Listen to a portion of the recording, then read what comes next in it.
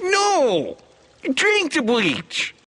Hey everyone, welcome to Reading Backwards, the manga reading vlog permanently stuck in the past. My name's Tim, and it's time to talk about Bleach Chapter 4, Why Do You Eat It? And speaking of that chapter title, I should correct something about the previous episode. I've read a bunch of these chapters back to back, so some of the details are blending together in my brain. But I mentioned in that previous chapter that Rukia explained why hollows eat human souls and why they become hollows in the first place. That their anguish and their torment over not being able to cross over to the Soul Society turns them into monsters, and they eat human souls to ease their suffering. She actually explains that in this chapter. In the previous chapter, she actually explained to Ichigo why she taught him to go for the head whenever he fights hollows.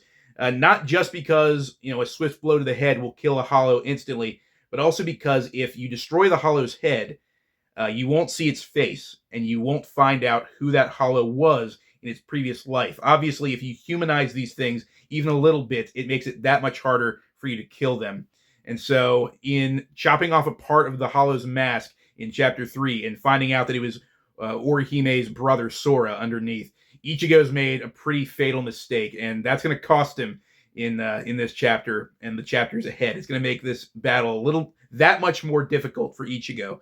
But after this scene, we cut to a scene in Orihime's apartment. She's having dinner with her friend Tatsuki. They're sitting down in her living room, and they're just talking about Ichigo, because that's what teenage girls do. They just talk about boys all the time. But seriously, she mentions to Tatsuki that earlier that day, Ichigo offered to walk her home, and she turned him down, and she's really upset at herself over that. And Tatsuki kind of, she lays into her and says, "Oh, you should have just asked him to go with you. Why are you being like this?" And then she goes off this weird tangent where she says, if he asks if you want him to walk you home, you say, "Oh yeah," and pretend that your leg is killing you and hang on his arm. And then when you come to a nice secluded spot along the way, shove him into the shadows and throw him to the ground. And then she says, "Actually, you could just shove those magnificent boobs into his face and let him attack you. Then it's all his fault." You did not have to do that. You knew you did not have to do that. How could you have done that? Now, I realize that there is a vast cultural difference between myself and creator Tite Kubo. And I realize that over in Japan, this is kind of, par for the course, goofy, funny, haha kind of humor. But as an American, it's still, after all these years, it's still weird to be reading about 15-year-old girls talking about their boobs and purposefully initiating sexual assault.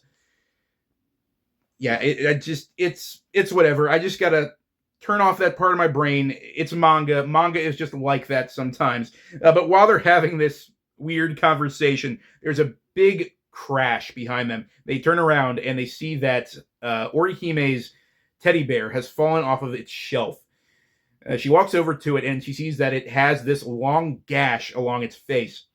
And as she holds it, she notices that this gash is bleeding. It's actually a pretty freaky visual. But before she can comprehend what's going on, a giant hand bursts out of the teddy bear, goes straight through her, and pushes the soul out of Orihime's body. And so then this hollow from the previous chapter, this big snake centaur-looking hollow, bursts out of the air and starts attacking Tatsuki. It slashes her across the shoulder. She is now rapidly losing blood and passing out on the floor of the apartment. And Orihime has no idea what to do. She's in her soul form. She's seeing her own body sprawled next to Tatsuki on the floor, unconscious, with this long ethereal chain connecting her to her body, and she doesn't know what's going on. She just knows that she wants to protect her friend, and so she tries to distract this monster, whereas it wheels around towards her, and it says her name, and she starts to get freaked out. What is this thing? And she says, "How do you know my name?" To which it says, "Have you already forgotten my voice?" And it lunges at her, and then ta-da! Ichigo appears. He jumps through the window, blocks this thing's claws with his sword. And that's where this chapter ends. Again, really short chapter. Not a whole lot happens. And I don't remember them spacing this little story arc out this much, but apparently that's the case. They're really building up to this confrontation, this second confrontation between Ichigo and Sora's Hollow. But that's all for now. I hope you'll join me in the next video for Chapter 5. Until then, remember, before you read your manga, flip it around and read it backwards. Take care, guys.